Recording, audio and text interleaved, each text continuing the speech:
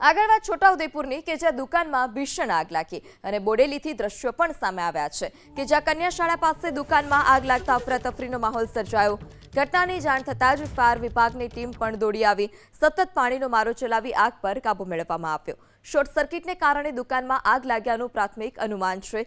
સદનસીબે આગની ઘટનામાં કોઈ જાનહાનિના સમાચાર નથી। ત્યારે આ રાત્રિના સમયે આગ લાગી ઘટનાની જાણ થતાં જ ફાયર વિભાગની ટીમ પણ ઘટના સ્થળ પર પહોંચી। શોર્ટ સર્કિટને કારણે દુકાનમાં આગ લાગ્યાનું અનુમાન છે। દુકાનનો જે સામાન છે તે તમામ બળીને ખાખ થયો છે। રાત્રિના સમયે આગ લાગી હોવાથી ત્યાં કોઈ હાજર ન હોવાથી મોટી જાનહાનિ પણ ટળી છે। આગળ વાત છોટાઉદેપુરની કે જ્યાં દુકાનમાં ભીષણ આગ લાગી અને બોડેલીથી દ્રશ્યો પણ સામે આવ્યા છે કે જ્યાં કન્યા શાળા પાસે દુકાનમાં આગ લાગતા અફરાતફરીનો માહોલ સર્જાયો। ઘટનાની જાણ થતાં જ ફાયર વિભાગની ટીમ પણ દોડી આવી સતત પાણીનો મારો ચલાવી આગ પર કાબુ મેળવવામાં આવ્યો। શોર્ટ સર્કિટને કારણે દુકાનમાં આગ લાગ્યાનું પ્રાથમિક અનુમાન છે। સદનસીબે આગની ઘટનામાં કોઈ જાનહાનિના સમાચાર નથી।